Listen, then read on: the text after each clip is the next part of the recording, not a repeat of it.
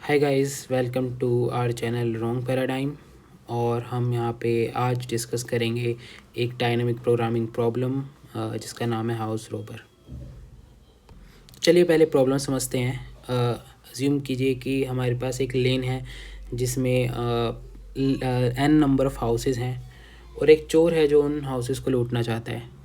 उस चोर को पता है कि किस हाउस में कितना अमाउंट है, पर उसे ये भी पता है कि एक सिक्योरिटी सिस्टम भी इंस्टॉल है कि अगर दो साथ वाले घरों को एक साथ लूटा जाता है तो एक अलार्म ट्रिगर हो जाएगा पुलिस को और पुलिस आ जाएगी चोर को पकड़ने के लिए।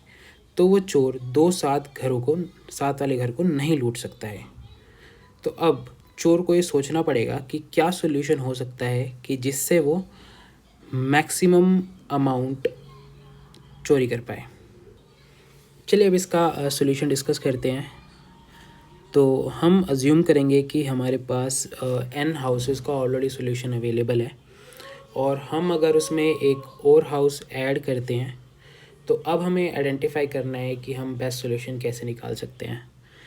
तो जब हम कह रहे हैं कि हमारे पास n हाउसेस का सोल्यूशन ऑलरेडी अवेलेबल है तो इसका मतलब ये है कि हमारे पास हर एक स्टेप का सोल्यूशन है। लाइक हाउस 1 पे तक हम कितना स्टील कर सकते हैं, हाउस 2 तक हम कितना स्टील कर सकते हैं, हाउस 3 तक।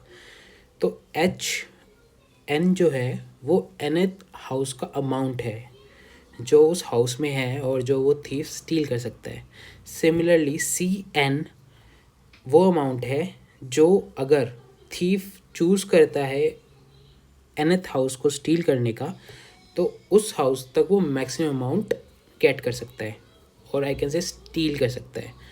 तो अगर हम इस लॉजिक को कैरी फॉरवर्ड करते हैं तो अगर हम n+1 हाउस का देखें कि अगर चोर n+1 हाउस को स्टील करता है तो या तो वो n-1 हाउस से आ पाएगा या फिर वो n-2 हाउस पे आ पाएगा।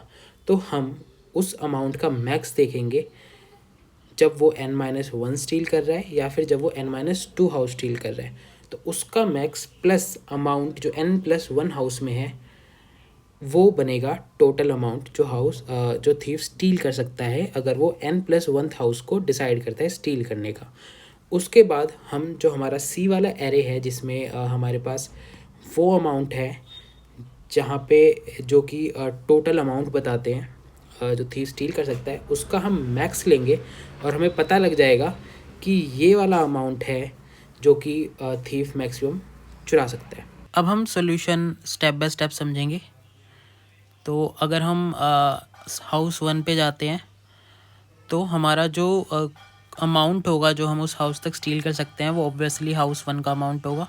सिमिलरली हम हाउस 2 पे जाते हैं और वो चोर डिसाइड करता है कि उसे हाउस 2 को स्टील करना है। तो जो अमाउंट वो वहाँ तक स्टील कर सकता है वो हाउस 2 का अमाउंट होगा।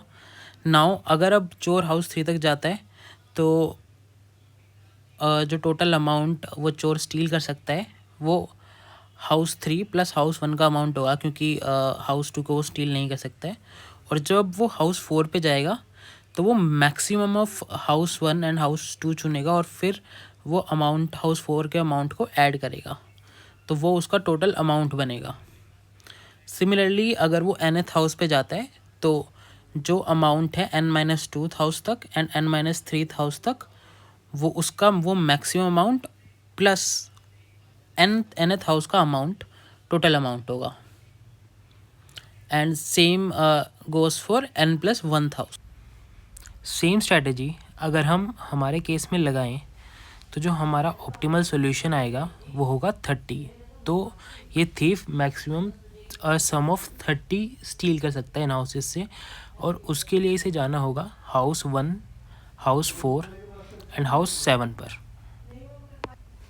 अब हमारे चोर ने चोरी कर ली है और एक मैक्सिमम अमाउंट जो कि 30 है वो चुरा लिया है। Thank you very much for watching.